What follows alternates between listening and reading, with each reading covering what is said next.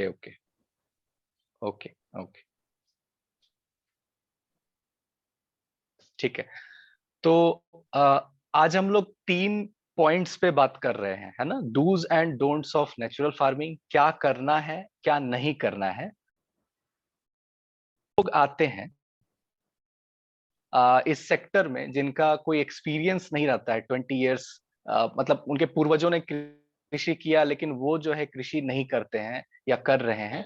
तो उन वो जब इस सेक्टर में आते हैं तो क्या इश्यूज होते हैं, और तीसरा क्या है कि इन्वेस्टमेंट स्ट्रैटेजी, मतलब आ, खर्च कैसे करना है ना? क्योंकि एक नया सेक्टर है, इसमें खर्च होंगे क्योंकि इसमें लैंड अवेलेबल है, लेबर अवेलेबल है, एसेट की जरूरत पड़ती है, पानी की व्यवस्था करनी पड़ती है, तो एक इसमें इन्वेस्टमेंट पार्ट भी आता है। ठीक है।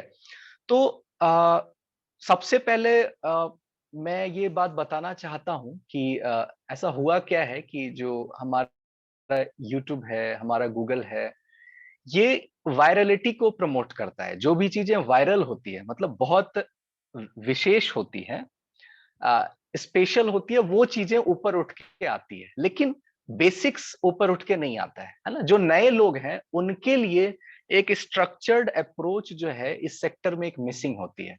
और ड्रीम्स बहुत बेचा जाता है कि पर एकड़ 5 लाख, 10 लाख, 2 लाख कमाइए, 10 एकड़ है तो 20 लाख कमाइए सालाना का। सो वो इस बात को नहीं बोलते हैं कि revenue word is there, profit नहीं हो रहा है उतना, ठीक है, वो सेलिंग करने के बाद उतना है ना? तो अ, हम लोग जो है एनालाइज नहीं कर पाते हैं चीजों को, और क्योंकि हमें लगता है कि एक गरीब किसान खेती कर रहा है तो आसान होगा।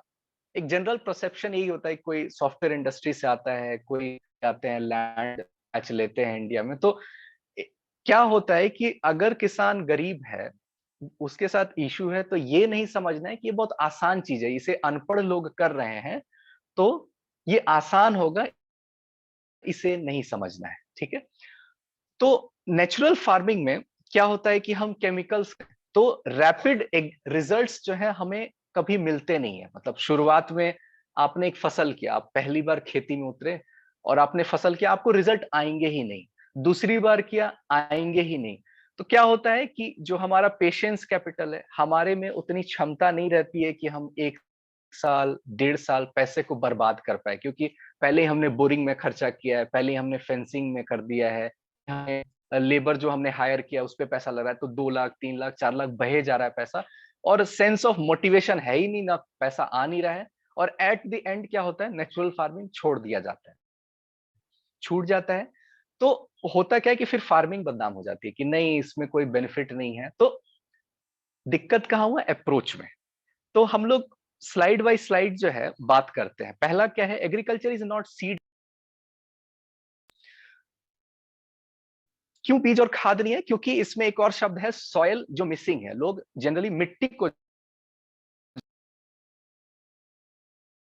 और हमें हमें पढ़ाया भी नहीं जाता है। मतलब हमें एयर पोल्यूशन पढ़ाया जाता है, वाटर पोल्यूशन है ना, लेकिन सॉयल के ऊपर ज्यादा चीजें बताई नहीं जाती है।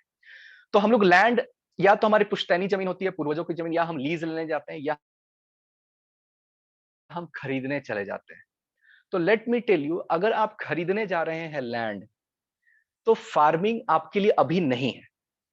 क्योंकि रियल एस्टेट सेक्टर ने जो लैंड की प्राइस है इतनी ज्यादा बढ़ा दी है कि वो फार्मिंग को मैच नहीं कर सकता है।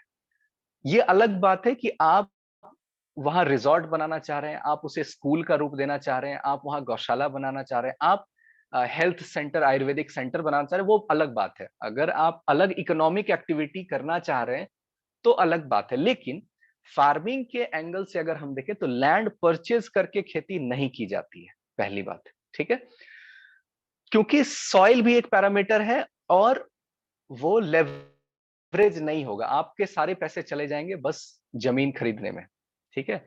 और खर्च जो है, एग्रीकल्चर ऐसा सेक्टर है जिसका ऑपरेशनल कॉस्ट बहुत ज्यादा होता है। मतलब हर सेक्टर में लोगों को पता है, एक फिक्स्ड कॉस्ट होता है, एक ऑपरेशनल कॉस्ट होता है। आपने एक एसेट को खरीदा, जैसे फैक्ट्री चलती है तो उसके मशीन्स को लोग खरीदते हैं, फिर उसको ऑपरेट करने का जो पर डे का बिजली बिल है, उसमें जो तेल जलता है, लेबर का जो खर्चा है, मैनेजमेंट का जो खर्चा है, ट्रांसपोर्ट का जो खर्चा है, इनपुट रॉ मटेरियल का जो खर्चा है। तो एग्रीकल्चर में ये उल्टा है, फिक्स्ड हमेशा कम हुआ है, लैंड हटा देते हैं। लैंड तो वैसे भी मैं बोल रहा हूँ कि नहीं लेना है।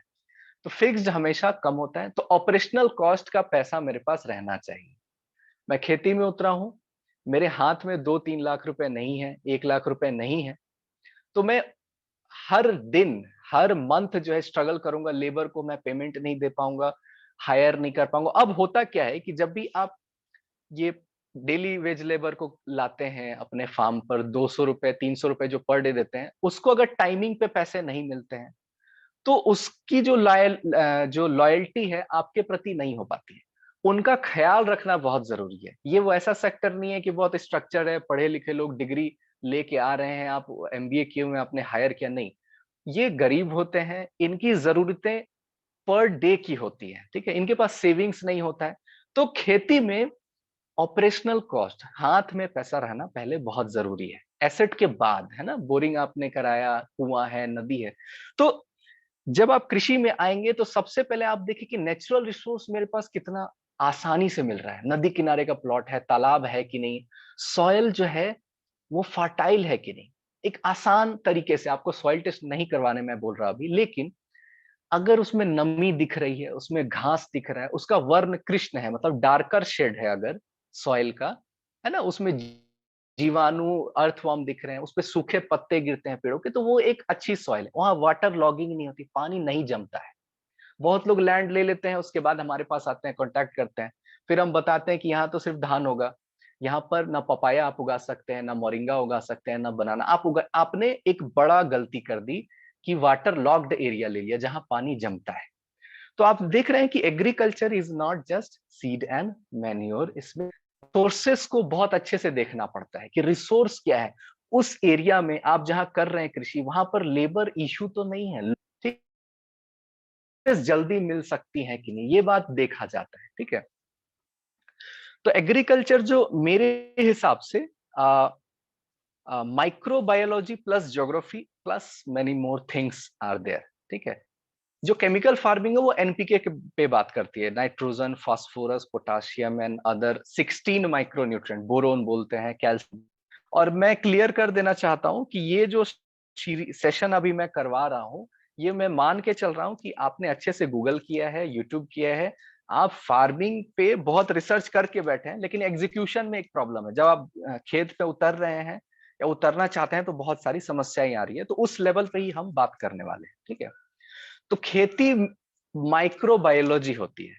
अगर मिट्टी के नीचे आपने जीवन को बोला, तो मिट्टी के ऊपर जीवन अपने आप आ जाएगा, ठीक है। दिस इज थंब रूल, अगर आपको याद रखना है कि मिट्टी के नीचे अगर आपने जीवन को बुला दिया, वो अर्थवर्म हो, वो जीवाणु हो, वो फंगस हो, बैक्टीरिया, कैसे होगा वो अलग तरीका है, मतलब उस पे हम अलग से भी बात कर सकते हैं कैसे होगा ये बात। लेकिन मिट्टी के नीचे अगर जीवन नहीं है, बहुत सूखी मिट्टी है, सॉइल इरोजन होता है, सूर्य की किरणें सीधी पड़ती है, उस पर खेती नहीं हुई है ना, पठारी एरिया है, तो वो मिट्टी बहुत खराब होगी, जो हम बोलते हैं मुर्रम, उसमें कंकड़ दिखेंगे, पत्थर दिखेंगे। तो लैंड भी आप जब सेलेक्ट करते हैं तो इन सब बातों को भी ध्यान रखा जाता है। तो माइक्रोबायोलॉजी मेरे को जीवन लाना है, ठीक है। और ज्योग्राफी, अब क्या है, मुझे महाराष्ट्र की एक टेक्निक, एक क्रॉप बहुत पसंद आ गया, अब मैं उड़ीसा में ये करना चाहता हूँ, छत्तीसगढ़ में। तो क्या है ना, भारत इतना बड़ा देश है कि इसके एग्रो क्लाइमेटिक जोन्स है, there are 6 agro climatic, more than 6 agro climatic zones in our country. तो वहां का मौसम, क्लाइमेट जो हम बात करते हैं, मिट्टी का रूप, रंग, गुण, धर्म, फसल जो भी है, वो बहुत वेरी करता है ना। बहुत लोग सोचते हैं कि ये क्रॉप मेरे को बहुत पैसा देगा, तो इसे मैं अपने फार्म पे उगाता हूँ। ये गलती नहीं करें कभी भी। फार्मिंग में आउटपुट साइड देख के मत उतरिए, ठीक है। मार्केट, क्योंकि output is like supply chain management है उसमें। अगर आपके एरिया के क्लोज में अच्छी मार्केट नहीं है, आपको मार्केटिंग का एक्सपीरियंस नहीं है, आपने कभी सेल नहीं किया है प्रोडक्ट, तो मार्केट साइज से कर सकता हूं, तो दिस इज दी पर केजी इतना प्राइस है। लोग ऐसे ही, जो नए आते हैं वो ऐसे कैलकुलेट करते हैं कि गाय है तो ये 20 लीटर दूध देगी, तो मैं 60 रुपए करता हूँ, तो 1200 रुपए पर डे आएगा। ऐसे मेरे पास अगर 100 गायें होंगी तो 12 लाख रुपए हो जाएंगे। मतलब ये जो अरिथमेटिक कैलकुलेशन करके जो लोग आएंगे कृषि में, उनको बहुत समस्या होती है, क्योंकि इट्स अ नेचर, ठीक है। नेचर में बहुत वेरिएशन है, बहुत बदलाव होते हैं, ठीक है। तो उस बदलाव को समझना बहुत जरूरी है कि आप जहां कृषि करने उतरे हैं, पहले तो रिसोर्सेस हुए कि नहीं। बहुत लोग सॉइल मतलब जमीन ले लेते हैं, बोरिंग किए जा रहे हैं, पानी नहीं निकल रहा है, दूसरा बोरिंग किया जा रहा है, तीसरा बोरिंग किए जा रहे हैं, है ना। तो अ, ऐसे एब्रप्टली कभी भी कृषि में नहीं उतरा जाता है। लोगों से पूछना चाहिए कि ये क्षेत्र में क्या है, यहाँ का हिस्ट्री क्या रहा है, यहाँ पर क्या फसल उगाया जाता है, यहाँ के मार्केट में क्या बाहर से आता है। अगर आपको ज्यादा प्राइस ही चाहिए किसी क्रॉप में, तो वो आप देखिए कि जो लोकली शायद ग्रो ना हो लेकिन उगाया जा सकता है, तो वो क्रॉप को अगर आप सेलेक्ट करते हैं तो आपको एक बेनिफिट मिलता है उसमें, ठीक है। Soil test is a must with lab और विदाउट लैब। जैसे मैं बोला कि मिट्टी को, मैं अगर आप मिट्टी को हाथ में लेके अगर लड्डू बनाना चाहें और हाथ में पूरी मिट्टी चिपक जाए या लड्डू बन ना पाए, ये दोनों केस में मिट्टी आपकी खराब है, ठीक है। सॉइल टेस्ट, बहुत जगह क्या होता है कि सॉइल टेस्ट की फैसिलिटी नहीं होती है, और बहुत रीजंस में क्या होता है, आप फार्म ले रहे हैं, फार्मिंग कर रहे हैं, तो एक विलेज एरिया, रूरल पार्ट ही होता है। अर्बन एरिया में तो आप बड़े एरिया में फार्मिंग कर नहीं सकते हैं, फिजिबल नहीं है। तो वहां पर क्या फैसिलिटीज नहीं होती है, सॉइल टेस्ट के लिए आप देते हैं, वो 15 दिन 20 दिन लगाते हैं, फिर मतलब आपका जो भी माइंडसेट है, जो मैनेजमेंट पार्ट है ब्रेन में, वो गड़बड़ होने लगता है। और ये भी मैं आपको बता दूं, agriculture is all about timing. आपने अगर सही टाइम पे, जिस टाइम पे जो चीज करना है अगर आपने नहीं किया, फार्मिंग में आप फेल कर जाएंगे। और यही सबसे ज्यादा होता है। ओके, ये नहीं हो पाता है, सीड टाइम पे नहीं हो पाता है, ये इश्यू हो जाता है, ये रिसोर्स नहीं मिल पाता है, डिले हो जाता है, 1 महीना डिले हो जाता है। तो क्रॉप जब 1 महीना डिले हो जाता है तो उसमें फिर पेस्ट आते हैं, जो कीड़े आने का जो कंसेप्ट है। आप अगर गलत टाइम पे अगर आप क्रॉप को लगाते हैं तो पेस्ट अटैक और ज्यादा होते हैं। पेस्ट अटैक ऐसे भी होंगे सही टाइम पे लगाने पे। एंड दिस लड्डू टेक्निक, इसको मैं एक्सप्लेन करना चाहता हूं। मैं ये बोल रहा हूं कि ऐसा सॉइल जिसमें ट्रैक्टर जब आप चलाएंगे या बैलगाड़ी का प्रयोग करेंगे, वैसे भी नेचुरल फार्मिंग में आपको हैवी मशीनरीज यूज नहीं करनी, आप याद रखिएगा। जितने कम पावर पे आ पाओ, बेस्ट है बैल, लेकिन ये संभव नहीं है हर एक व्यक्ति के लिए बैलगाड़ी से फार्मिंग करना। सो कम पावर वाले ट्रैक्टर से जब आप करते हैं फार्मिंग, तो उसके जो कल्टीवेटर है उसमें मिट्टी अगर चिपक जाती है, दैट स्टिक हो जाता है, चिपक जाता है, मतलब वो मिट्टी में क्लेई कंटेंट बहुत ज्यादा है, और उसमें भी फार्मिंग टफ है थोड़ा सा, ठीक है। क्या एक मिट्टी ऐसी है जो बालू सैंड जैसा ज्यादा दिख रहा है, that's a dusty part is more, मतलब बहुत ज्यादा है, मतलब लग रहा है कि पानी उसमें टिकेगा ही नहीं, पानी इट विल गो डाउन, ठीक है। मतलब एक में है जो पानी इतना है कि वो चिपचिपा हो जा रहा है आटे की तरह, और एक में पानी टिक नहीं कर रहा है। तो दिस इज टू एक्सट्रीम, ये दो एक्सट्रीम है। तो इसके बीच का जो भी सॉइल होगा, है ना, तो इसके बीच का सॉइल वही होगा जो ऑर्गेनिक मैन्योर रिच होगा, या उसमें कृषि हो रही है जैविक तरीके से, है ना। तो मिट्टी भी क्या है, अब इसमें डरना नहीं है, मिट्टी खराब है अगर तो समय के साथ बदलती है, ठीक है, उसको सुधारा भी जा सकता है। ऐसा कोई दिक्कत नहीं है कि सॉइल बदलती नहीं है, ठीक है। बट एट वन गो, अगर लड्डू बन रही है अच्छे से, डस्टी नहीं है या एकदम चिपचिपा नहीं है हाथ में, तो that's a good soil. Okay, cultivate soil first then crop. अब ये कैसे करेंगे, इस लाइन का बहुत इंपॉर्टेंस है। हम लोग क्या करते हैं, क्रॉप लेके उतर जाते हैं कि ओके ये क्रॉप मुझे उगाना है, ठीक है। हम सॉइल टेस्ट कराएं, और हमें वहां के कृषि विज्ञान केंद्र हैं, जो भी जनरली एक्सपर्ट्स होते हैं, जनरली केमिकल फार्मिंग के ज्यादा मिलते हैं, तो वो उनको तो कोई समस्या नहीं होती है, क्योंकि वो हर बार केमिकल सजेस्ट करते हैं, अच्छा ये नहीं है मिट्टी में, ये केमिकल डाल दो, ये केमिकल डाल दो। लेकिन नेचुरल फार्मिंग में ये प्रोसेस नहीं है। ओके, हम पहले सॉइल पे कमांड करते हैं। तो वो कैसे करेंगे, सस्ते क्रॉप्स उगा के, हमें पैसा नहीं खर्च करना है, एक आसान सा क्रॉप उगाएंगे। अब आसान सा क्रॉप क्या होगा, ग्रीन मैन्योर क्रॉप। सनई बोलते हैं, सन बोलते हैं, ढैंचा बोलते हैं। बहुत किसान बोलते हैं मुझे कि सर सनई ढैंचा में इसमें से तो कुछ मिलता नहीं है, कोई अनाज नहीं मिल रहा है। ये उगता है 50 दिन में, इसे फिर से रोटावेटर और ट्रैक्टर से मिला दिया जाता है मिट्टी में, और मानसून के पहले की जो बारिश है उसमें जो स्टैंडिंग वाटर होता है, जो पानी टिका रहता है, खेत को उस पानी से भर दिया जाता है, ताकि दिस ग्रीन मैन्योर, ये जो हरे पत्ते हैं, ये सड़ जाए, डिकम्पोज हो जाए। इसीलिए ये जो अभी हम लोग सेशन कर रहे हैं, ये this is one of the best time जब खेती शुरू की जाती है, क्योंकि मॉनसून के 2 महीने पहले, ठीक है, हम 25 जून जो हम बात करते हैं ना, 25 जून इंडिया का जो एक डेट है, हर स्टेट का एक 5-10 दिन आगे पीछे है, लेकिन 25 जून एक स्टैंडर्ड मानते हैं कि मानसून आ गया। तो उसके 20 दिन पहले 25 मई, 25 अप्रैल, तो 25 अप्रैल तक बुआई अगर हो जाती है, सनई, ढैंचा, या 60 दिन वाले, 55 दिन वाले दलहन फसल।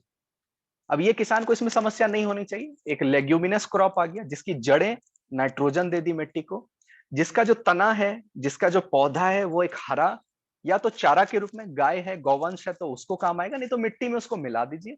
और दलहन दाल आपका प्रोटीन बन गया। कुछ दाल को आप घर के लिए रख लीजिए, कुछ दाल को हम फर्टिलाइजर जैसे जीवामृत होता है उसमें बेसन के रूप में प्रयोग करते हैं।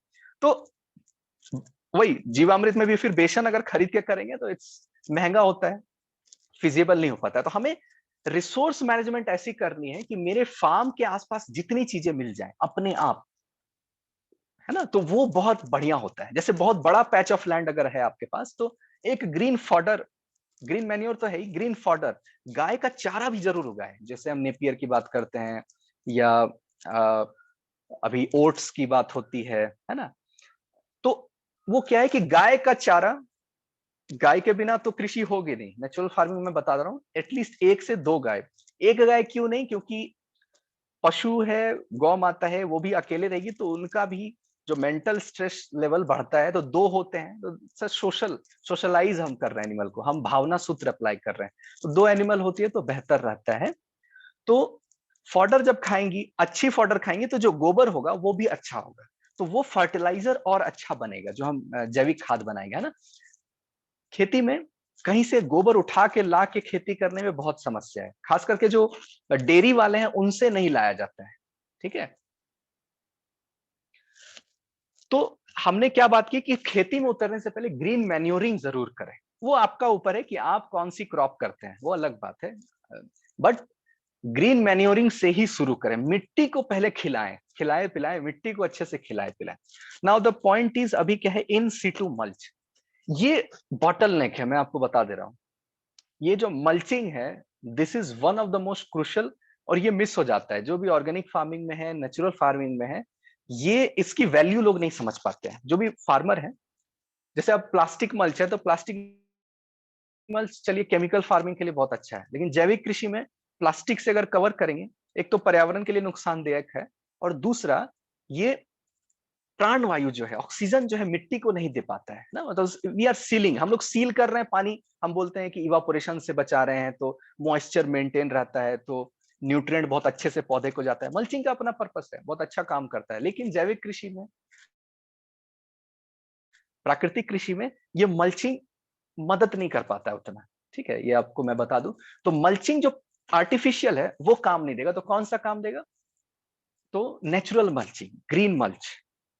अब बहुत लोग इसमें स्ट्रॉ, जब स्टबल बर्निंग होता है उसका भी यूज करते हैं, लेकिन बहुत लोग बोलते हैं कि ये सूखा हम डालते हैं तो दीमक आ जाता है, बहुत ज्यादा समस्या है। तो ये भी मैं आपको बता दूं कि दीमक आ रहा है, अ, और पौधे को अगर आपका खा जा रहा है, इसका मतलब पौधे में दीमक के लिए खाना नहीं है। मतलब मिट्टी में दीमक का खाना छीना गया है, इसलिए आपके पौधे को वो खा रही है। दीमक कभी भी स्वस्थ चीजों को नुकसान नहीं करता है, आपको भी पता है। एक अच्छा लकड़ी है, उस पर पेंट किया हुआ रहता है, दीमक नहीं जाती है। लेकिन एक सड़ रहा लकड़ी है जो बरसात में सड़ रहा है, तो दीमक लगता है। जो सड़ी हुई चीज होती है, एक्चुअली फंगस जहां लगता है, उसे खाने के लिए दीमक आती है।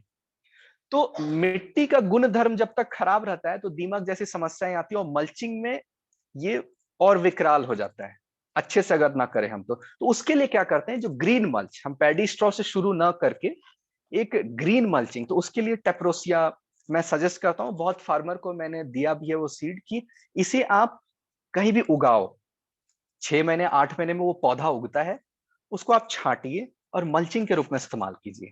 ठीक है, और नेक्स्ट कटिंग वो 3-3 4-4 महीने में आते रहता है। तो जैसे हम चारा कटिंग का, गाय को लिए चारा एक बार रोपा, साल में 5 बार काटा, 6 बार काटा, तो उसी तरह ये पौधा पेरिनेनियल क्रॉप है, एक बार लगाया, ये इट ग्रोज इट्स ओन। तो ये हमें मल्च मटेरियल देते रहता है। और होगा क्या कि इससे पूरा फार्म तो कभी कवर हो नहीं पाएगा इसके लिए, है ना। तो समहाउ हम लोग एक कॉम्बिनेशन यूज करते हैं, कहीं केला का पत्ता यूज हो गया, कहीं गेहूं का भूसी यूज हो गया, कहीं पे लकड़ी का जो डस्ट है, मतलब ऑर्गेनिक रिच कंटेंट मल्चिंग में यूज होगा जो सड़ता लेट से है। ये बात आप समझ जाइए। पहली बात, सड़ता जो लेट से है वो मल्च के रूप में काम करेगा। मतलब फसल आपने लगाया है, फसल से पहले वही मल्च ही सड़ जाए तो फिर फिर घास उग सकते हैं, है ना। तो मल्चिंग ऐसा मटेरियल होता है जो सड़ने में समय लगाता है, ठीक है। तो पेडी स्ट्रॉ पुआल जो है बहुत अच्छा एक मल्च के रूप में काम आता है, लेकिन उसके पहले अगर ऑर्गेनिक कार्बन आपके सॉइल में बढ़ जाती है तो ये मल्चिंग और इफेक्टिव हो जाती है। तो ये क्या ना, ये दोनों चीजें पैरेलल चलेगी। आप अमृत जल डाल रहे हैं, मल्चिंग भी कर रहे हैं, आपका क्रॉप अच्छा नहीं होगा, लेकिन एक टाइम आएगा जब आपकी मिट्टी का गुणधर्म बदलेगा। एक पेशेंस दिखाना है, इसलिए सस्ते क्रॉप करना है। गेहूं कर दिया, वाटर लॉक्ड है तो धान कर दिया, दलहन कर दिया, अरहर कर दिया, सरसों कर दिया, है ना।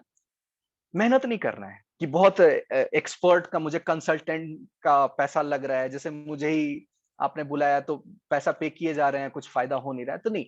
रिमोटली जो भी वहां के मजदूर हैं, किसान हैं, उनसे सजेशन लेके वहां का पारंपरिक फसल आप उगाइए, आलू उगाइए। आप कृषि को सीखिए, आप मैनेजमेंट को सीखिए पहले कि कृषि में समस्याएं क्या आ रही है। इस लर्निंग से जब आप जाएंगे, इस लर्निंग से आप होके जब गुजरेंगे, तब आपको लगेगा कि यहाँ पे लेबर मुझे ज्यादा एफिशिएंटली अप्लाई करना चाहिए था। यहाँ पर अच्छा, ग्रीन मल्च का नाम tephrosia. Okay, tephrosia, you can search it. Gliricidia भी होती है, ठीक है, ग्लैरिसीडिया है, टेप्रोसिया है। ओके, नाउ जीवामृत बहुत लोगों को बनाना आता है, अमृत जल भी बनाना आता है, सजीव जल बहुत लोग कुनप जल जानते हैं, वृक्षायुर्वेद। ओके, ये मैं टेक्स्ट कर दूंगा, ठीक है, आप निश्चिंत रहिए, ठीक है। सो ये सब हमें मालूम है। कुनप जल है, पंचगव्य है, सब तरह के हमें लिक्विड मैन्योर बनाने आती है, लेकिन हमने एक ड्रम रखा है, उसके ढक्कन को बंद कर दिया। अब ये जो ड्रम है, पहले मेटल का नहीं होना चाहिए, उसमें ऑयल नहीं होना चाहिए, ग्रीस नहीं होना चाहिए, उसमें गंदा नहीं होना चाहिए, उसमें कीड़े नहीं होने चाहिए, उसमें फंगस नहीं होने चाहिए। आप जो भी वहां गंदगी होगी, ये जो गुड़ डालेंगे ना जीवामृत में, सबको पता है अमृत जल में गुड़, तो सब आप मल्टीप्लाई कर देंगे फिर। तो एक नीट एंड क्लीन, जिसका ढक्कन सील नहीं होना चाहिए। ढक्कन लोग सील कर देते, एकदम ढक्कन अगर क्लोज कर देंगे तो समस्या है। इसीलिए सूती के कपड़े से ढका जाता है, छाया के नीचे रखा जाता है ना। जीवन की हम बात कर रहे हैं, मिट्टी के नीचे जीवन चाहिए, तो जीवन को क्या पसंद है? छाया, सांस लेना है उसे, गुड़ चाहिए उसे, मीठा पसंद है ना। तो जीवन को जो जो पसंद है वो अगर मेरे ध्यान में है, प्रकृति से जितना मेरा जुड़ाव होगा, उतना कृषि मेरे लिए आसान होगी। भावना सूत्र मेरा जितना स्ट्रांग होगा, गाय के प्रति जितनी मेरी भावना हो, जितना मेरा, सिर्फ मैं बिजनेस पॉइंट ऑफ व्यू से मैं अगर उतरूं तो मैं फ्रस्ट्रेट हो जाऊंगा विद इन 1 and 2 ईयर।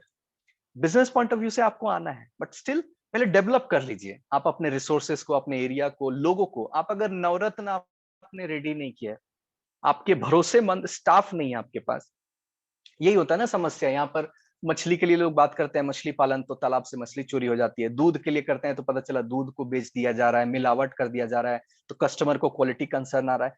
तो क्या होता है ना कि एट द एंड एग्रीकल्चर बदनाम हो जाता है। ऐसा नहीं है, basically it's a human dependent. इसमें ऑटोमेशन हम ज्यादा उस लेवल पे हम नहीं कर सकते।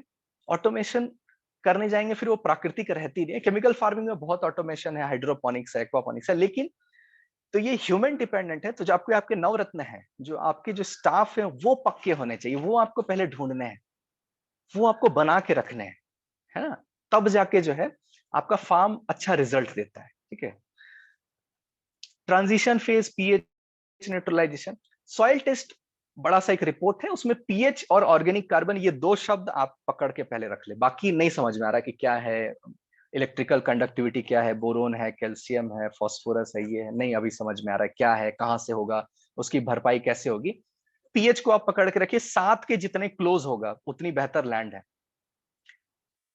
6 से नीचे चला गया, मिट्टी एसिडिक है। 7.5 से बहुत ऊपर, 8 से ऊपर चला गया, बहुत साल्ट है उसमें, बहुत सॉल्टी है, बहुत केमिकल फार्मिंग उसमें हुई है। एक फार्मर थे मेरे से, पंजाब हरियाणा के फार्मर ने बोला तरबूज लगाया था, कोई रिजल्ट ही नहीं हुआ। मैंने सॉइल टेस्ट रिपोर्ट मंगाया, देखा उसमें 8.4 पीएच है। अब 8 पीएच में कोई भी लत वाली फसल, लतर जो है, कोई भी लतर उग ही नहीं सकती है। ये बहुत फंडामेंटल बात है। उन्होंने पूरा 3 बार, ठीक है, बहुत लोग के पास पैसे हैं, इन्वेस्ट कर सकते हैं, लेकिन पैसा के साथ टाइम भी जाता है, वो 3 महीने, 4 महीने, 5 महीने वो चले जाते हैं ना। तो एक छोटा सा बात जो है वो इतना बड़ा नुकसान देता है।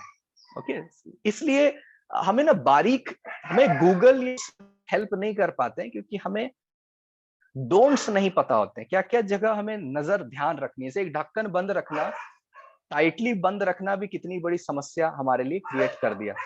तो हम पीएच न्यूट्रलाइजेशन पे हम काम करेंगे। मतलब जैसे आपने ग्रीन मैन्योर करेंगे, आप सॉइल एसिडिक है, 7 से ऊपर है, कोई बात नहीं, ग्रीन मैन्योरिंग आपने किया, इससे जो है बहुत मिट्टी सुधरती है। आपने घन जीवामृत का नाम सुना है, जो सूखा जीवामृत है। यहाँ पर लोग क्या करते हैं, जैविक कृषि मतलब 5 से 20 ट्रैक्टर गोबर पर एकड़ मुझे गिरा देना है, यहीं से खरपतवार की समस्या, गोबर को डंप किया डायरेक्टली, आपकी घास की समस्या शुरू हो गई। हाँ, अगर गौवंश नहीं है, गौ माता नहीं है आपके पास, तो क्या होता है, हमारे अभी के एग्रीकल्चर सिस्टम में डेयरी पालन होती है, वो चारा खरीदते हैं और कृषि में खाद खरीदते हैं। हमारा घास होता है, खरपतवार होता है, वो गाय को ज्यादा पसंद है। अगर गाय को आप रख देना, कुट्टी सूखा रखें और हरा रखें, तो गाय को हरा फ्रेश ज्यादा पसंद होगा ना, है ना।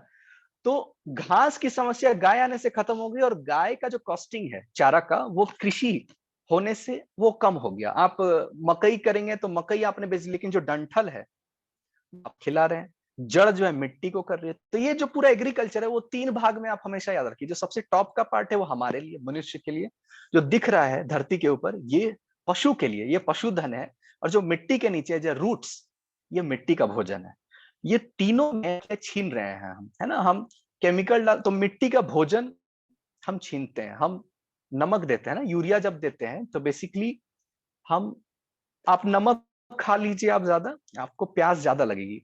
तो इसलिए मुझे ज्यादा पानी लगता है। जो भी केमिकल फार्मिंग करते हैं, बहुत बात करेंगे प्रोडक्शन ज्यादा है, नेचुरल फार्मिंग का नहीं है, सच्चाई है। लेकिन खेती प्रोडक्शन नहीं है, खेती पानी है। इसको याद रखना बहुत जरूरी है, खेती पानी है। अगर पानी, कम पानी में खेती हो जा रही है, वही प्राकृतिक कृषि है, और वही संभव है जहां केमिकल आपने डाला। इसीलिए ये 15 बोरवेल, 20 बोरवेल तक मैंने देखा है कि 2 एकड़, 1 हेक्टेयर में 20 बोरवेल किया हुआ है। तो क्या होगा ना, 25 साल बाद वहां खेती ही संभव नहीं होगी। तो अभी क्या होता है कि क्योंकि पट्टे होते हैं, हम बोलते हैं भाग में दिया हुआ है, मतलब जो ओरिजिनल लैंड ओनर होता है वो खेती करता नहीं है ना, वो शहर में नौकरी कर रहा है और वो गांव में किसी को दे दिया हो, जमीन अपनी नहीं होती है ना, तो दोहन किया जाता है, एक्सप्लॉयटेशन। उड़ीसा में मैंने देखा, आंध्र प्रदेश के लोग आते हैं, छत्तीसगढ़ में मैंने देखा, मतलब जो भी पड़ोसी राज्य है वहां के केमिकल फार्मिंग 50 एकड़ का पैच लिया, तो क्योंकि उनकी अपनी लैंड नहीं है, तो 12 साल खेती करते हैं, पूरा एक्सप्लॉइट करके, निचोड़ करके, धरती को छोड़ के फिर नया पैच लेते हैं। और फिर 15-20 साल बाद ये लैंड जब प्राण उसमें आता है, फिर से जान आता है, तो फिर से खेती करते हैं। तो ये जो है, ये हमें बहुत बड़ी समस्या की ओर ले जा रहा है। हम अगर मिट्टी से पानी को गायब कर दें, आप कोई भी मेथड अपना ले कृषि का, खेती संभव नहीं हो पाएगी। तो केमिकल फार्मिंग से जब हम और नेचुरल फार्मिंग में जाते हैं, तो ये जीवाणु जो है मिट्टी के ऊपर रहना चाहते हैं, मिट्टी के क्लोज रहना चाहते हैं, सरफेस के। और मल्चिंग जब आप कर देते हैं, तो ज्यादा देर तक रहना चाहते हैं। देखिए, जब नेचुरल फार्मिंग करते हैं तो जीवाणु और ऊपर आते हैं। अब ये आना जाना जब करते हैं, तो मिट्टी को हल्का रखते हैं, ये ड्रिलिंग करते हैं, है ना। हम ये ट्रैक्टर जो चला रहे हैं, अभी देखिए खर्च कैसे बढ़ता है केमिकल फार्मिंग में। ट्रैक्टर, मिट्टी क्योंकि हार्ड हो गई, यूरिया जो जहां यूज होता है, सबको पता है कि चलिएगा तो पैर पे गड़ेगा, वो जमीन जो है गड़ता है। तो ट्रैक्टर 1 घंटा चलता था पहले, तो खेत जुताई हो जाती थी, अब 2 घंटा लग रहा है। तो ये 1,500 रुपए और बढ़ गया पर सीजन, तो मेरा 4,500 रुपया साल का बढ़ गया खर्चा, सिर्फ ट्रैक्टर में। पानी मुझे पंप से, मैं पंप सेट खींच रहा हूँ, पहले आधे घंटे में पड़ जाता था, खेती में नमी रहती थी, अभी मुझे रोज 1.5 घंटा पानी देना पड़ रहा है। तो वो जो बिजली का बिल है वो फिर ज्यादा हो रहा है, और मुझे डीप बोरिंग करना पड़ रहा है। तो ऑर्गेनिक फार्मिंग लगती है कि प्रोडक्शन नहीं दे रहा है, सही बात है, लेकिन जो फिजिबिलिटी है, जो प्रॉफिटेबिलिटी है, वो एक समय के बाद, ये जो 2-3 साल का जो बात करते हैं ना, उसके बाद वो बेहतर है, हमेशा याद आप रखिए, ठीक है।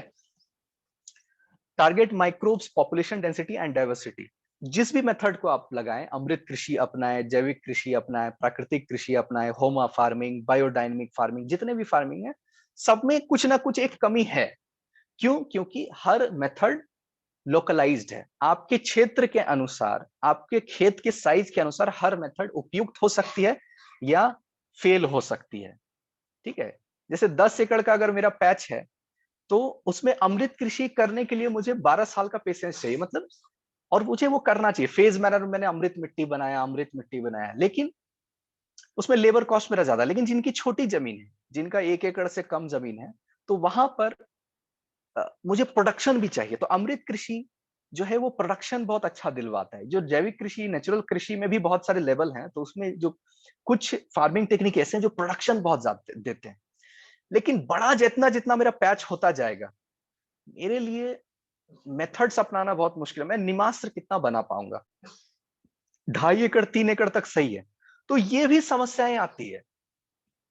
तो फिर फूड फॉरेस्ट का कंसेप्ट आता है। जब भी आप 40 एकड़ 50 एकड़ का जब एरिया का बात आता है, 100 एकड़ का पैच आता है, तो आप ये जीरो बजट नेचुरल फार्मिंग, ये सारे मॉडल्स फेल होने स्टार्ट हो जाते हैं। ठीक है? That's multi layer farming and all. तो वहां पर हम मिट्टी में पूरे एरिया का पहले माइक्रोबियल पॉपुलेशन बढ़ाने की कोशिश करते हैं। मिट्टी को लोभ देते हैं वो जीवाणुओं को, माइक्रोस्कोप पहले सॉइल रिच हो जाए, ताकि मैं सीड फेंकूं, मैं जैविक फर्टिलाइजर भी नहीं डालूं, फिर भी वो ग्रो हो जाए।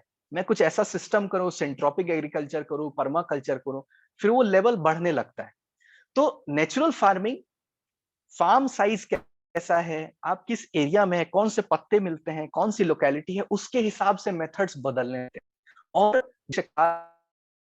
व्यक्ति व्यवहार, ये सारा कॉम्बिनेशन जब बदलता है, तो सिस्टम्स बदलने की जरूरत होती है, रेदर देन कि ये बेस्ट मेथड है, इसी को मुझे अपनाना है। नहीं, आप ओपन टू मेथड्स होने चाहिए, लेकिन प्रिंसिपल फिक्स्ड होने चाहिए कि मुझे मिट्टी को तगड़ा करना है जैसे भी। ठीक है? Do not start farm without having indigenous cow. गाय के बिना ठीक है, एकदम नेचुरल फार्मिंग में अगर आप जाएंगे, तो that will be a slow process, है ना? नेचुरल मतलब एकदम स्लो प्रोसेस। लेकिन अगर आप सब कुछ के अगर नेछावर कर रहे हैं, कृषि को अपना सब कुछ देना चाहते हैं, तो आपको एक मोटिवेटिंग फैक्टर चाहिए। ठीक है? जिस तरह मैंने बोला, कृषि का जो घास है, वो जो खरपतवार है, वो भी आपका कंज्यूम हो जाएगा। आपको लगेगा कि नहीं, अच्छा है और घास उग जाए, गाय तो कंज्यूम मेरा कर ही दे रही है। और गोबर मुझे और अच्छा मिले। और गोबर, क्योंकि उसमें जीवाणु है, आप जीवाणु मिट्टी में बुलाएंगे, उसमें समय लगेगा। तो गोबर में जो गाय की आंत है, जो इंटेस्टाइन है, वो बहुत बहुत अच्छा माइक्रोबियल कल्चर है। ये आप ट्राइकोडर्मा आप खरीदने जाओ, 250 रुपए 300 रुपए लगेंगे। स्यूडोमोनास, जितने भी ऑर्गेनिक फार्मिंग मेथड्स हैं, उसमें हर मेथड में पैसे बहुत लगते हैं। सीविड फर्टिलाइजर है, जो आप फुली ऑर्गेनिक सिस्टम के साथ उतरोगे, पैसे का फ्लड आएगा, मतलब बहेगा, सिर्फ पैसा बहेगा। उनके मेथड्स को अपनाना है, बट एज एडिटिव। मुझे सीविड फर्टिलाइजर पे बात कर रहे हैं, मैं कुछ नैनो पे बात कर रहा हूँ, मैं खर्च करना चाहता हूँ, ये मार्केट से मैं जैविक कुछ खरीदना चाहता हूँ, तो ये एज एडिटिव होगा, but not as a system कि मैंने वर्मी कंपोस्ट। अब ये देखिए, वर्मी कंपोस्टिंग क्या है? इट्स अगेन एडिटिव यूज कर रहा है। हम लोग, हमारे पैकेज ऑफ प्रैक्टिस में लिखा रहता है, जो यूनिवर्सिटी बताती है कि 10 टन चाहिए। ठीक है? 10 टन जो है, हमें वर्मी कंपोस्ट चाहिए, मतलब अच्छे से। अब ये अगर 7 रुपए भी मैं रखूं, तो 70,000 रुपए वर्मी कंपोस्टिंग का लग गया। 3.5 टन भी अगर मैं लगाऊं, तो 35,000 रुपए। मतलब क्या है कि 10,000 के ऊपर जाना ही नहीं है मुझे इस तरह के खर्चों में। मतलब ये जो आपका जो मेन फर्टिलाइजर है हमारा, है ना? तो गाय आने से क्या होती है, जो दूध नहीं भी देती है, वो 10,000 के नीचे 8,000 12,000 13,000 में मिल जाती है। जो गौमूत्र गौमूत्र और गोबर दिए जा रही है, घास को भी मेरा खत्म किए जा रही है। तो समहाउ मैं अपने जमीन के सिस्टम को इफिशिएंटली यूटिलाइज कर रहा हूं। मैं वर्मी कंपोस्टिंग भी करूंगा, तो 65 से 70 दिन लगेंगे। वर्मी कंपोस्ट एक अच्छी खाद है, लेकिन मैं 70 दिन वेट करूंगा, वो बनेगा, तो मैं ज्यादा नहीं बना पाऊंगा। तो एज ए एडिटिव मैं यूज करूं, तो मेन फर्टिलाइजर मेरा नहीं होगा ऑर्गेनिक फार्मिंग में। तो ये विद इन 24 आवर 48 आवर मेरे को गोबर दे दे रहा है, और मैं उसको 10 दिन में घन जीवामृत, 21 दिन में, मैक्सिमम 21 दिन में मैं घन जीवामृत, सूखा जीवामृत बना के यूज कर रहा हूँ। ओके, सो गाय आने से आपका एक लेवरेज है। हमारे यहाँ गोबर मंगाने का भी ट्रैक्टर 1500-2000 रुपए एक ट्रैक्टर का है, तो 5 ट्रैक्टर आपने गिराया तो 7000 से लेके 15000 तक गोबर का ही प्राइस है। तो एक फसल में अगर मैं 10,000 खर्च कर दे रहा हूँ, 7000 से 15000 का एवरेज 10,000 हुआ, तो मैं गाय ही क्यों ना रख लूं। ठीक है, तो ये आपको ये बात को समझना है। और गाय आएंगी तो आपके लिए थोड़ा फॉडर आपको उगाना है। वृक्ष होने चाहिए। अगर आप लैंड पैच ले रहे हैं, जो भी खेत है, अगर एक दो पेड़ निकल गए तो और अच्छी बात है, क्योंकि जहां पर आप खाद रखेंगे, ये जो जीवामृत बनाएंगे, गाय का शेड होगा, ठीक है, वो एकदम पारंपरिक बनाइए जिसमें आराम हो, टेम्परेचर लो हो, शांति मिले, सुख शांति मिले गौ माता को, वो बेहतर है। तो पेड़ होंगे तो आपका जो वो फार्म है वो उसकी खूबसूरती और बढ़ जाएगी। और नहीं है तो आप प्लांटेशन जरूर करो। ठीक है, natural farming is precautionary not reactionary. जितना आप बचोगे, ये नहीं हो, ये पेस्ट अटैक ना हो, ये फर्टिलाइजर का इशू ना हो, पहले से जितना प्लान करोगे उतना नेचुरल फार्मिंग आपको बचाएगा। और अगर हो गया अटैक, परेशान हो जाओगे आप, आपको लगेगा कि नेचुरल फार्मिंग नहीं है उतना अच्छा, ये कंट्रोल ही नहीं हो रहा है। तो जैसे वन ऑफ द रीजन की मोनोक्रॉपिंग, आपने 5 एकड़ में एक ही फसल लगा दी, कीड़े आएंगे, कीड़े के अंडे को आपने इतना खाना दे दिया, 10 एकड़ का एक ही भोजन है, तो कीड़े प्रजनन क्षमता, रिप्रोडक्शन इतना बढ़ा देते हैं कि वो आप किसी भी नेचुरल फर्टिल पेस्टिसाइड से नहीं कर सकते। 10 अर्क बना ले, ब्रह्मास्त्र बना ले, एक फसल आप लगाएंगे नहीं काम करेगा। ठीक है, मतलब क्या करना है कि 10-10 डिसमिल, 25-25 डिसमिल में एक एक क्रॉप आप लगा सकते हैं। अगर आपको multi layer intercropping mixed farming नहीं आती है, अभी आप एकदम नए हैं फार्मिंग में, आपको नहीं पता कंपेनियन क्रॉप क्या है, किसके साथ क्या उगाऊंगा, टाइमिंग नहीं है, कभी कभी बीज नहीं मिल पाते हैं, नहीं समझ में आ रही सिस्टम, मुझे डिजाइन नहीं पता कि एक बड़ा फार्म का डिजाइन, तो आसान तौर पे 10 डिसमिल 20 डिसमिल पे एक फसल लीजिए, प्याज लिया, फिर एक फसल लिया, फिर प्याज को रिपीट किया, या अल्टरनेट अल्टरनेट एक मतलब एक बाउंड्री आप बना रहे हैं, ताकि जो पेस्ट है वो एक ही एरिया में रहे, उसे बगल में सेम क्रॉप ना दिखे। ठीक है, तो काइंड ऑफ ये जो है बहुत ज्यादा हेल्प करता है। और प्रिकॉशनरी, मिट्टी का पीएच जितना अच्छा होगा, मिट्टी जितनी अच्छी होगी, पौधा उतना स्ट्रांग होगा, इम्यूनिटी उतनी स्ट्रांग होगी। हम लोग बहुत बात करते हैं अभी इम्यूनिटी पे, तो पेस्ट अटैक उतना कम फसल पर असर कर पाएगा। ठीक है, तो natural farming is a precautionary. तो डरना नहीं है, पहले 2 फसल 3 फसल में बहुत अटैक होंगे, परेशान हो जाएंगे आप। क्यों होंगे? क्योंकि आप जहां करेंगे नेचुरल फार्मिंग, कोई ना कोई केमिकल कर रहा होगा फार्मिंग, वो पेस्टिसाइड मारेगा, वहां के कीड़े भाग के आपके फार्म पे आएंगे। यही होता है, यही होता ही है। जब तक पूरा क्षेत्र नहीं कर पाए, शांति नहीं है ना, मतलब आपके चारों तरफ अगर केमिकल वाले घिरे हुए हैं, बहुत टफ है नेचुरल फार्मिंग करना, आप ये समझ लो।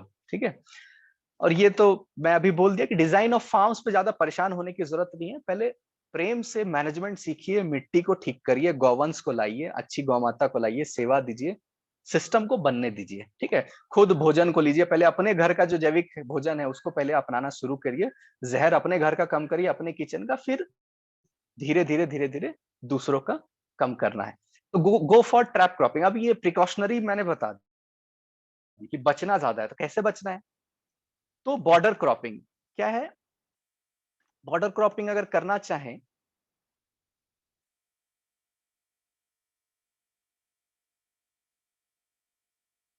सनफ्लावर, मैरीगोल्ड, मेज, ग्लैरिसीडिया, मोरिंगा, कैरेट, फ्रेंच बीन्स। ठीक है, जो लोग अभी बोल रहे थे कि लिखना है, तो आप ये डायरेक्टली लिख सकते हैं। ये बहुत अच्छे फसल है। ठीक है, मतलब एकदम याद कर लें आप इनको। ग्लैरिसीडिया बहुत लोगों को नहीं पसंद है, किसी क्षेत्र में वो बहुत एग्जॉटिक ज्यादा ही हो जाता है, तो चलिए ग्लैरिसीडिया नहीं, लेकिन ये जो गेंदा का फूल है, मैरीगोल्ड, बहुत तगड़ा फसल है। सनफ्लावर, कैरेट बहुत अच्छा, गाजर बहुत अच्छा। क्या होता है कि ये प्रीडेटर को बुलाते हैं। देखिए, कीड़े सिर्फ शाकाहारी नहीं होते, सिर्फ आपके फसलों को खाने वाले कीड़े नहीं होते हैं ना। हिरन है तो शेर होगा। ठीक है, तो केमिकल फार्मिंग में भी ये होता है, पेस्टिसाइड आप मारते हैं ना, तो शेर देखिए ना कम होता है ना, हिरन ज्यादा होता है। तो फसल खाने वाले ठीक है, कीड़े ज्यादा होंगे, लेकिन कीड़ों को खाने वाले भी कीड़े होते हैं, वो कम होते हैं। जब पेस्टिसाइड आप देते हैं तो वो कीड़े भी मर जाते हैं, जो आपके कीड़ों को खाने वाले थे, जो आपको परेशान कर रहे थे, तो उन कीड़ों को वापस बुलाने का काम ये सनफ्लावर, मैरीगोल्ड, कैरट, कैरट बहुत अच्छा ये बुलावा देता है। सनफ्लावर क्योंकि इतना अट्रैक्टिव है, तो कीड़ों को भी लगता है कि मेरा आज प्रायोरिटी है, मुझे ये भोजन नहीं करना है, मुझे ये भोजन करना है। आप जैसे चूज़ करते हैं, कीड़े भी चूज़ करते हैं। तो सनफ्लावर लगा, मैरीगोल्ड, बहुत लोग नेमाटोड से परेशान रहते हैं। तो मैरीगोल्ड के जो रूट्स होते हैं, जड़ होते हैं, वो मिट्टी का जो डिजीज़ है, बहुत अच्छे से उसको सुधारने में बहुत काम करते हैं। और मोरिंगा अगेन लेग्यूमिनस क्रॉप है, सूखे पत्ते भी झड़ते हैं, बहुत अच्छा है। ग्लैरिसीडिया के पत्ते भी आप समझ लो कि लेग्यूमिनस हैं, ठीक है? नेवर डू मोनोक्रॉपिंग, ये तो हमने बात कर ली कि मोनोक्रॉपिंग नहीं करना है। एक फसल के साथ जैविक कृषि, प्राकृतिक कृषि आप ना करें।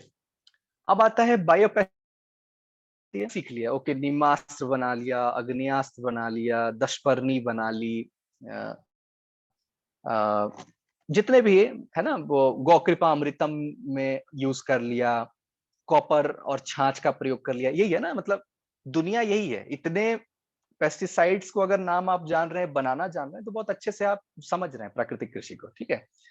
अब कॉन्टेक्ट पेस्टिसाइड का मतलब क्या होता है कि जो केमिकल फार्मिंग जब आप करते हैं, तो उसके पेस्टिसाइड अलग अलग प्रकार के होते हैं। हवा में आपने मार दिया, ठीक से आप स्प्रे नहीं भी किया, तो वो जो है वो अपना एक ऑरा बना के वो कीड़ों पर असर करता है। लेकिन जो आपने प्राकृतिक बनाया है, जब तक ये टच नहीं करेगा कीड़ों को, मतलब कीड़े अगर पत्ते के पीछे लगे हुए हैं, वो हम स्प्रे मारते हैं और हम पत्ते के नीचे स्प्रे नहीं मार पाते हैं।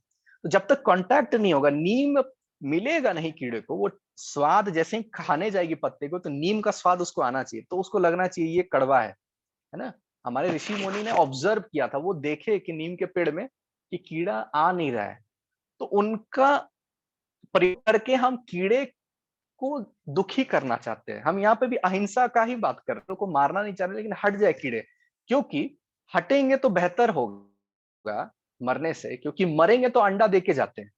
आपको ये भी मैं बता दूं, जितना जल्दी वो मरते हैं उतना अंडा देने की, इसलिए पेस्टिसाइड आज तक सफल नहीं हो पाए हैं। पहले जितने पेस्टिसाइड के खर्च होते थे वो बढ़ते क्यों हैं हर साल, और इतना अटैक क्यों बढ़ते जाता है, क्योंकि वो अडेप्ट कर लेते हैं। लोग भूल जाते हैं कि कीड़े जो है ना, वो डायनासोर के भी पहले के हैं, और उनको प्रलय ने भी बचा के रखा है, प्रलय में भी वो मरते नहीं है। तो इनको अगर हम मान रहे हैं, तो ये हमारा ईगो और अहंकार है, इनको भगा दो। भगा देंगे तो कहीं और अंडा देंगे, वहां पर उनका जो है वो जंगलों की तरफ चले जाएंगे, आपके खेत में नहीं होंगे। तो वो जो है बायोपेस्टिसाइड हमारे खेत में, ये मैंने अभी मेथड सी अधूरा रूप जरूर मानो। आप पक्का हो जाओगे, उसमें फंस जाओगे, क्योंकि मैंने आपको बताया कि रिसोर्स मैनेजमेंट ज्यादा बेहतर टेक्निक है। आपके एरिया में क्या नीम का पत्ता नहीं है, आपके निमास कैसे बनाओगे? खरीदने जाओगे तो खर्चा आया। अच्छा चीजें आप खरीद सकते हैं, नीम ऑयल महंगा पड़ता है, टेरेस फार्म अच्छा है, ठीक है, छोटे बागवानी आप करेंगे नीम ऑयल, लेकिन आप बड़े फार्म पे आएंगे, नीम ऑयल महंगा क्रॉप नहीं है आपके, मतलब आप स्ट्रॉबेरी जैसा क्रॉप नहीं कर रहे हैं, तो आप ज्यादा, आपके पास लेवरेज नहीं होता है कि आप खर्चा कर पाओ। तो आपको अगर याद आ रहा है कि करंज, पेनगामिया पोनाटा आपके एरिया में, दैट्स अनदर क्रॉप जो नीम के पैरेलल है, तो उससे भी बन सकता है। धतूरा है ना, है ना, आंख का पत्ता है। तो क्या है आपके एरिया में, वो आप पाएंगे, ठीक है। और even multilayer don't work if soil and climate is not suited. जैसे मल्टीलेयर सब लोग जानते हैं ना, तो उसमें पटल होती है, कुंदरी होती है, नीचे अदरक होता है, हल्दी होता है, लेकिन आपके मिट्टी में आलू अदरक बैठता ही नहीं, आपके एरिया पाओगे, है ना। तो ब्लाइंडली किसी मेथड पे हम नहीं जाते हैं। अगर आपको पटल उगानी आती है ना, परवल उगाना आता है, लतर वाली फसल आपने उगाना सीख लिया, ट्यूबर क्रॉप आपने उगाना सीख लिया, आलू, ओल जो को आता है ना।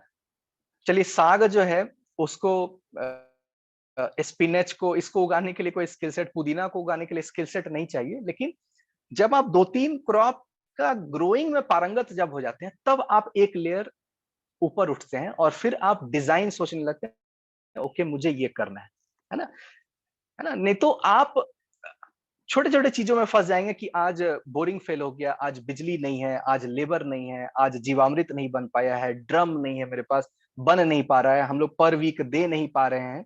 जो बेसिक्स है वही फॉलो जाएंगे, फार्म गंदा दिखेगा, वो आपको मोटिवेट नहीं, तक हरियाली अच्छे से नहीं आएगी आप मोटिवेट नहीं हो पाएंगे। तो मुझे जहां तक लगता है कि आ, मैंने बहुत जो हमारा ये प्रेजेंटेशन था उसमें डूज एंड डोंट्स जो है, जो ये मेरा पर्सनल एक्सपीरियंस है और बहुत फार्म्स का एक्सपीरियंस रहा है, आंखों देखा हुआ है, तो फेलियर जो है वो मैंने देखा है, तो उस हिसाब से मैंने ये बताया। दूसरा था स्विचिंग का, मैंने जैसे बताया, तो स्विचिंग का है कि आप पहले टेक्स्ट पर जाइए, स्ट्रक्चर्ड टेक्स्ट पे। जैसे मैंने जो बुक लिखी कृषि संहिता, मैंने इसलिए नहीं लिखी कि मुझे बुक पब्लिश करनी थी या मुझे राइटर बनना था या मुझे ये करना, नहीं। मुझे इतने सवाल आते थे, लोग इतने क्वेश्चन पूछ रहे हैं, एक ही सवाल ये भी पूछ रहा है वो भी पूछ रहा है, मैं परेशान हो जाता था कि पहले उस ग्रंथ को, पहले एक 160 पेज की बुक है, उसको स्ट्रक्चर्ड वे में आप पहले पढ़ लो, आप फंडामेंटली आप पहले आत्मसात कर लो कि मेथड क्या है, उसके बाद क्या दिक्कत आ रही है फिर हम बात करेंगे। तो गूगल आर्टिकल्स, यूट्यूब क्या होता है, फ्रेगमेंटेड बातें आपको बताते हैं, है ना। आपको आपको पूरा कहानी कभी नहीं पता होता है कि उस फार्मर को कहीं 12 साल लगे। वो जो सक्सेस स्टोरी है, बहुत सारी अच्छी सक्सेस स्टोरीज है और बहुत फेक स्टोरीज भी है ना। जो भी नया सेक्टर होता है, ये ह्यूमन सिविलाइजेशन का पार्ट रहा है, जो भी चीजें नई इवॉल्व होती है उसमें फ्रॉड लोग भी साथ में इवॉल्व करते हैं।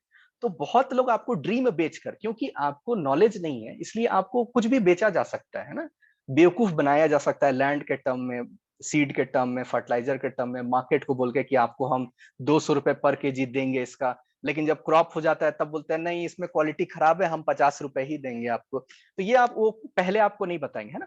तो बुक लिखने का मेरा जो पर्पस था कि पहले मेथोडोलॉजी को पहले आत्मसात कर लें, ठीक है। उसके बाद जो स्विचिंग है, स्विचिंग में रिसोर्स पे जो है, जैसे रांची या झारखंड या बिहार उड़ीसा, यहाँ अगर बात करें तो अगर लीज पे जाते हैं तो लीज लेने के लिए कभी भी 15,000 पर एकड़ पर ईयर वैल्यू से ऊपर जाना ही नहीं है, चाहे भारत का कोई भी कोना हो। ये कॉस्टिंग बहुत महंगी हो गई अगर इसके ऊपर अगर जा रहे हैं तो। नेचुरल फार्मिंग के लिए गौशाला है अलग बात है, फिर भी ये जो लीज है, लीज कॉस्ट है, जब आप भाड़े पे लेते हैं और भाड़े पे ले, और जहां पर आप बोरिंग करेंगे और जो ऑफिस होगा आपका, जो रूम होगा, इन्वेंट्री रूम होगा, वो आपका परचेज्ड लैंड होना चाहिए। देखिए ये बहुत बड़ी गलती है, मतलब जब आप लीज लेते हैं, आपने वहां पर रिसोर्स बना दिया, उसके खेत को बहुत अच्छा कर दिया, 7 साल होंगे, 8 साल होंगे, पूरा गांव वाला उठ के आएगा, ठीक है, और आपको बोला जाएगा कि नहीं आप चले जाइए इस जमीन से। तो जब आप बोरिंग करेंगे, आपका जो कमरा होगा, रूम होगा, गाय का शेड होगा, वो वाला एरिया 10-15 डिसमिल वो है, एटलीस्ट वो अगर आप परचेस कर सकते हैं वो बेहतर है। पूरे लैंड को कभी ना परचेस करें, ठीक है। और जितना नेचुरल रिसोर्स है वो लैंड और अच्छा है, मतलब नदी गुजर रही है, नहर है, पेड़ पौधों की संख्या है, मतलब जंगल है बगल में, जंगल है अगर दूर में, जैसे सूखे पत्ते गिर रहे हैं तो आपको कंपोस्ट खाद बनाने में बहुत काम आएगा, खाद आपको, जड़ी बूटियां मिल जाएंगी, आपको पेस्टिसाइड बनाने के लिए मिल जाएंगे। तो नेचुरल रिसोर्स जितना अच्छा होगा, उसके बाद मार्केट आता है। 35 किलोमीटर से ज्यादा, 45 किलोमीटर से ज्यादा अगर प्रॉक्सिमिटी है मार्केट का, तो समस्या होती है। ये भी मैं आपको बता दूं, इससे ज्यादा दूर अगर आपने ले लिया है फार्म, तो ये जो लॉजिस्टिक है वो संभलेगा नहीं, ठीक है। ये एक समस्या आती है, ठीक है।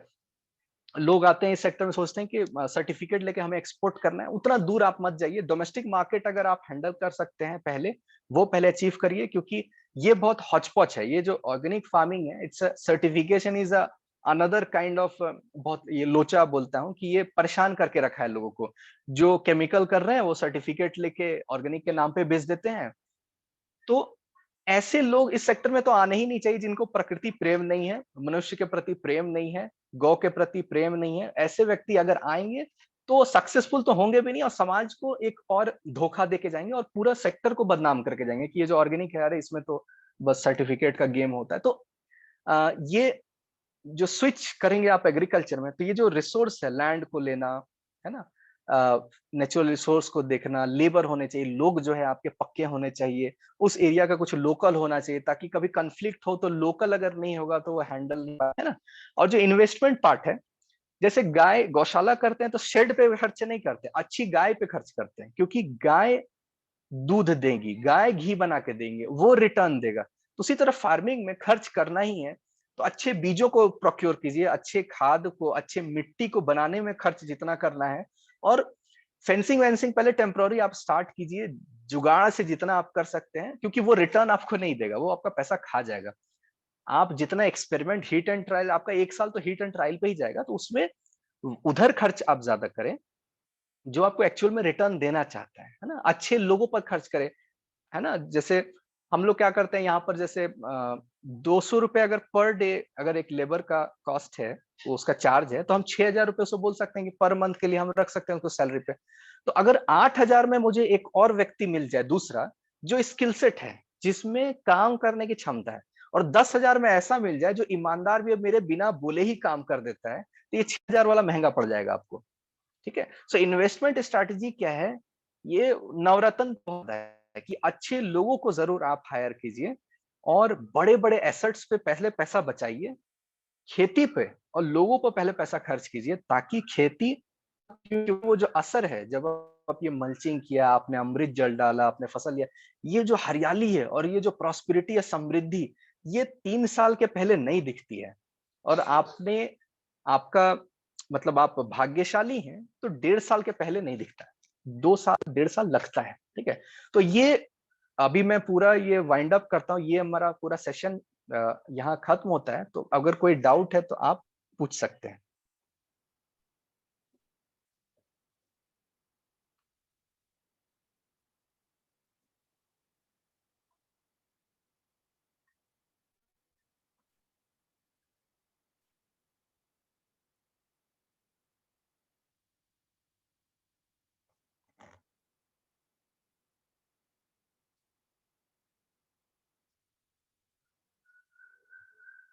अगर किसी के कोई डाउट्स है तो वो चैट बॉक्स में रख सकते हैं और अपना हैंड रेज कर सकते हैं, तो मैं उनको अलाउ कर दूंगा मैंने बोलने मल्च के का लिए। नाम लिख लिया। धन्यवाद अमित सर, अमित जी के ही हैं जो अभी सेशन में जुड़े हुए हैं, बहुत ही सात्विक व्यक्ति और कृषि को अपना समर्पित करते हुए जीवन।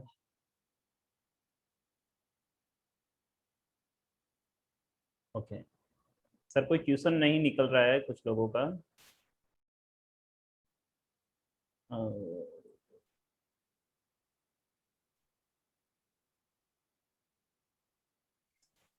ये रिकॉर्डिंग सेशन तो हमें मिल जाएगा ना? जी जी जरूर जरूर, आपको मिल जाएगा सर। मैं जल्दी ट्राई करूंगा, आपको आज शाम तक या कल कल के दिन में आपको मिल जाएगा आपको सर। Okay, fish farm.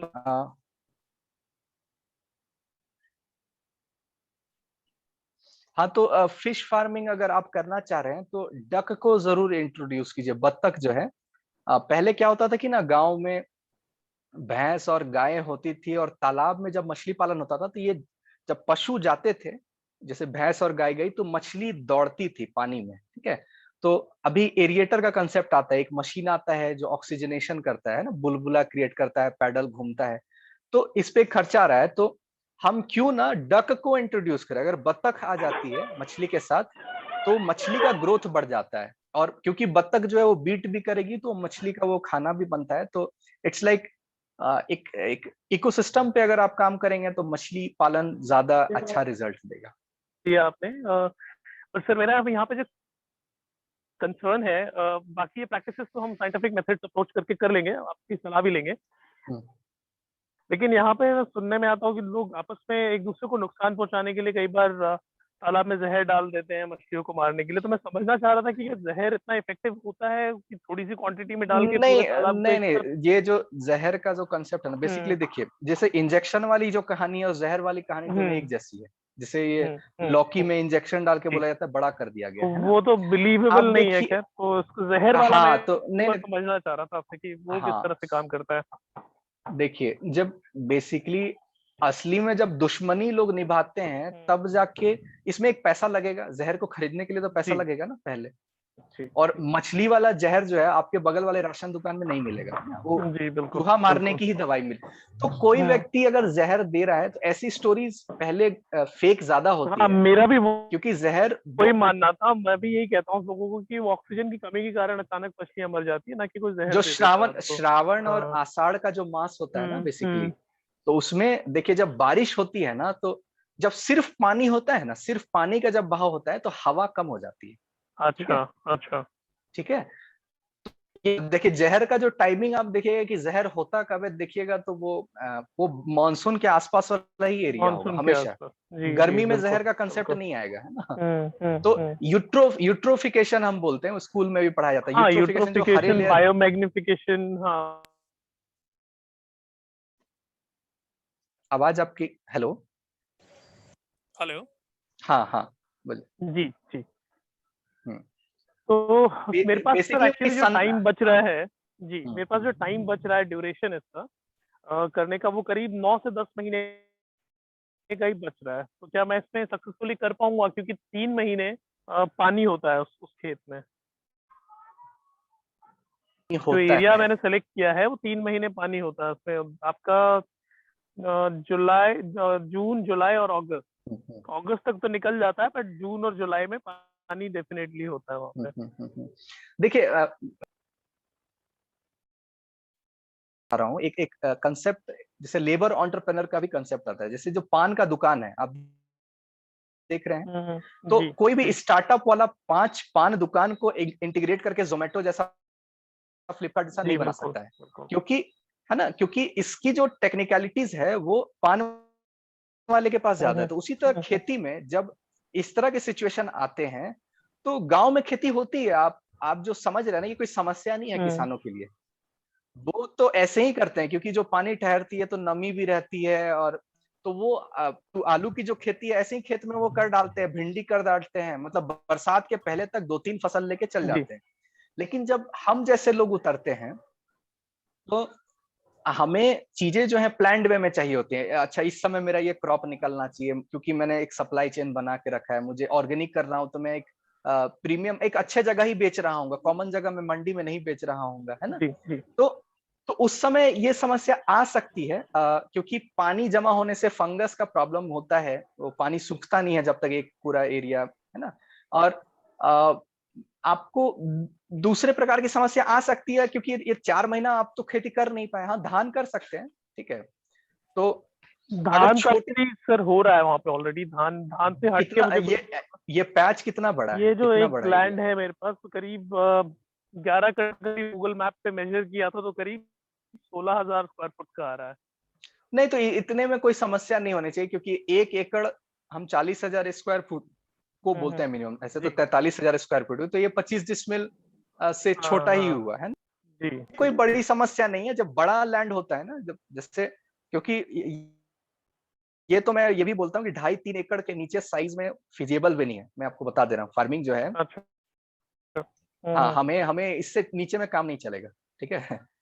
और फूड फॉर, अगर एरेटर पंप वगैरह लेके आए हम, उससे हाई अच्छा अच्छा, डेंसिटी पे करने की आपकी तो कोशिश। मछली, ओके, फिश, आपकी तो हाँ मछली फिश, फिश है ना। फिश की ओके बात ओके कर ओके रहा हूँ जी। ओके ओके, फिर हाँ, एरेटर पंप ला सकते हैं, अच्छी चीज है। डक लाने से वो बेहतर हो जाता है, डक मैं डक बेहतर है। भी इंट्रोड्यूस कर दूंगा, बट डक को फिर मेंटेन करने के लिए दूसरी चीजें भी चाहिए होंगी, और लेबर मुझे नहीं लग रहा बहुत इजीली मुझे आपको मिल पाएगा यहाँ आपको पे। 100 डक में नहीं करने बोल रहा हूँ, आप कम ही डालिए ना। वो तो पूरा एरिया 16,000 स्क्वायर फुट है, वो तो पूरा घूम देंगे, ऐसा कोई दिक्कत नहीं है। ठीक है, डक में डाल दूंगा। कितने डक आप कह रहे हैं? 50 डक काफी होंगे? हाँ हाँ, काफी है, और काफी उनको मैनेज करने के लिए कुछ अलग से मुझे एफर्ट करना पड़ेगा, या वो सेल्फ सस्टेनेबल होगा, they will take care of themselves, कैसे रहेगा?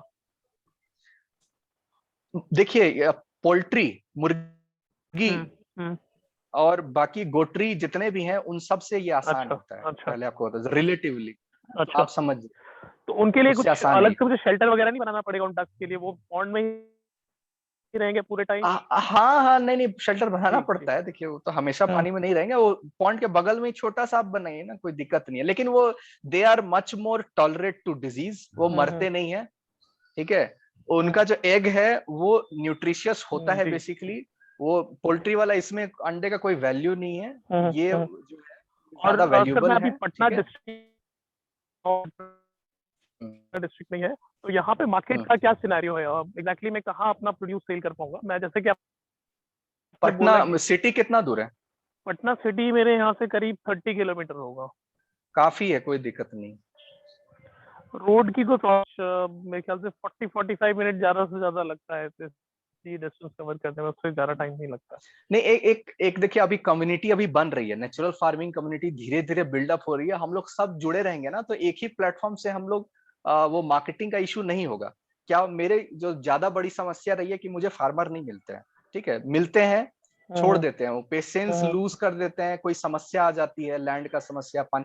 तो ये मैं 5 साल से यही देख रहा हूँ नहीं, मैंने कि देखिए मैनेज। आपका मैंने बहुत पेशेंटली सुना, बट मैंने क्या रियलाइज किया कि शायद मेरे से वो नहीं हो पाएगा। नेचुरल फार्मिंग की जो आप बात कर रहे थे उस तरफ भी मैं सोच रहा था, बट मुझे ऐसा फील हुआ कि शायद मेरे लिए पॉसिबल नहीं हो पाएगा वो कर पाना। तो फिश वाला नहीं मुझे पॉसिबल, कंपैरेटिवली, नहीं नहीं, हाँ हाँ, फिश जो है आपको हाँ, रिलेटिवली इजी रेवेन्यू तुरंत इजी देगा रहेगा। और और इजी मे बी देगा। मैं फ्यूचर में उसको टेकअप करना चाहूंगा जब मुझे थोड़ा और एक्सपीरियंस हो जाएगा। हाँ हाँ हाँ। फार्मिंग मैं नहीं कर पाऊंगा अभी, जो मुझे लग रहा है जिस हिसाब से। हेलो रवि जी। हाँ हाँ जी, मैं यतेंद्र बोल रहा था। आवाज आ रही है आपको? हाँ हाँ हाँ, हाँ, बोलिए सर, मैंने बोलिए। आपकी मैं लखनऊ के पास से बोल रहा हूँ, यतेंद्र। हाँ, आपका कमेंट मैं देखता हूँ सर जी जी फेसबुक जी में, जी आप जी। तो एक्टिव रहते हैं। हाँ हाँ। जी जी, हमारा मेन क्रॉप तो बेसिकली मैंगो है, जो कि हम ऑर्गेनिक कर रहे हैं। तो इस बार हमने उसको नहीं लिया है। और लास्ट 14 अप्रैल को हमने पपाया प्लांटेशन किया है 8 बीघा में। तो उसके रिगार्डिंग सजेशंस चाहिए था। जीवामृत किया है उसमें, पिछला क्रॉप अभी क्या था, छाछ फिर का से स्प्रे बोलिएगा, वो किया है। कट गया था। पिछला क्रॉप क्या था? पपाया किया है हमने अभी, अभी पपाया किया, 9। ओके हाँ, ओके। लास्ट 14 को हमने प्लांटेशन किया है उनका। करीबन ठीक है 1600 प्लांट है पपाया ठीक है IBN 9 प्लांटेशन। ठीक है। तो उसके रिगार्डिंग आप हम्म। कोई हेल्प या सजेशन वो दें। वो आपने आपने डिगिंग किया था, पिट बनाया था, कुछ डाला था, गड्ढा हाँ, बनाकर उसमें उसमें हमने कुछ डाला था? ट्राइकोडर्मा डाला है, प्लस हम्म, थोड़ा सा वो वर्मी वर्मी कंपोस्ट। वर्मी डाला हाँ, है, ओके और ओके कुछ 10 ओके। लाइन हमने मल्चिंग सीट किया है, ब्लैक। हम्म और बाकी में हम्म। नॉर्मल मल्चिंग की है ठीक है। अभी तो। नॉर्मल मल्चिंग मतलब उससे पैडी से, प्लास्टिक मल्चिंग। पैडी। हाँ हाँ हाँ हाँ हाँ, ठीक ठीक अभी ग्रोथ ठीक। ठीक है पपाया प्लांटेशन हम्म।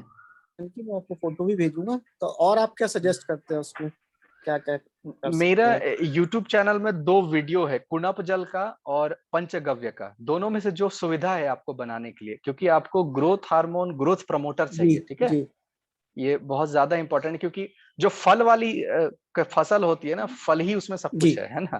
ठीक है।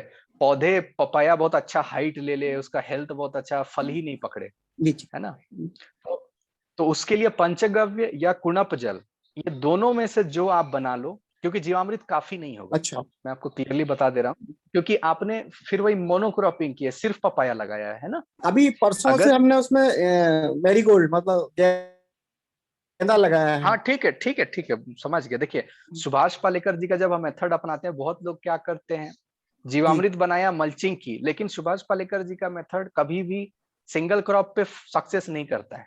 करेक्ट। उन्होंने पंचस्तरीय बनाया है ना, उन्होंने शरीफा को बोला है, मुनगा को बोला है, केला को बोला है, जी, अरहर जो अगाथी बोलते हैं, है ना। हाँ तो जी जी तो जी। समहाउ लेग्यूमिनस क्रॉप जरूर होने चाहिए। मैरीगोल्ड तो करेक्ट। चलिए मिट्टी को हेल्थी रखेगा, हेल्दी जी रखेगा, लेकिन जी। आपने लेग्यूमिनस क्रॉप क्या लगाया है वो बहुत इंपॉर्टेंट है, समझे। अच्छा, अभी मेज तो लगाने का कभी प्लान भी कर रहे हैं। मेज लगाने का, ओके, तो बॉर्डर पे लगाइएगा, बीच में हाँ, लगा रहे हैं क्या पपाया बॉर्डर के? पे, बॉर्डर पे, हाँ हाँ, ठीक है, बॉर्डर, ठीक बॉर्डर पे लगाएंगे। ठीक। आप अपना नंबर प्लीज सेंड कर दीजिएगा, तो मैं आपसे और कोई हेल्प चाहिए तो मैं हाँ, टेलीग्राम कॉल कर ग्रुप में लूंगा। मैं डाल दूंगा, है ना। जी ठीक है। जी, okay, thank you, thank you. Welcome. Okay sir, I think अगर किसी और को कुछ पूछना है तो वो अपना हाथ खड़ा कर सकता है, मैं उनको अलाउ करूंगा प्लीज।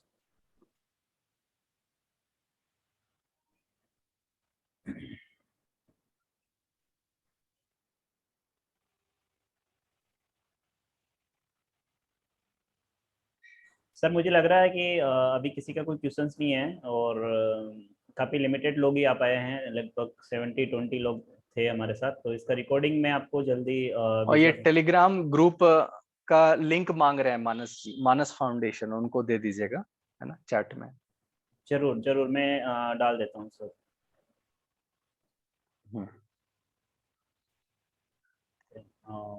सर आप शेयर कर पाएंगे, क्योंकि एक मिनट सर मैं करता हूँ, चलो।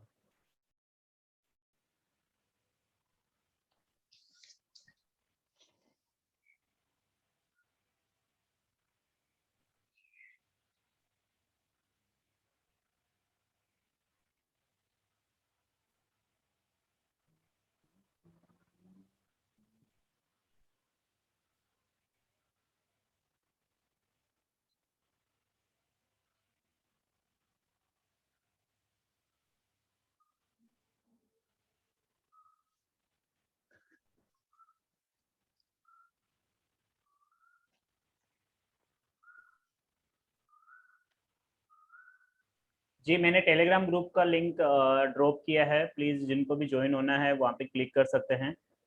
और इसका रिकॉर्डिंग हम जल्दी ग्रुप के अंदर शेयर करेंगे सभी लोगों को, तो आप वहाँ से भी इनका ले सकते हैं। सभी को टेलीग्राम ग्रुप मिल चुका है ना अभी? हाँ जी रवि जी, हम एंड करते हैं सेशन को। ठीक है Dhanraj ji. Thank you so much sir. ठीक है, okay welcome welcome. Okay okay okay, तो सभी लोग जुड़ अभी ज्वाइन हो सकते हैं। मैं थोड़ी 5 मिनट के लिए रोक के रखता हूँ।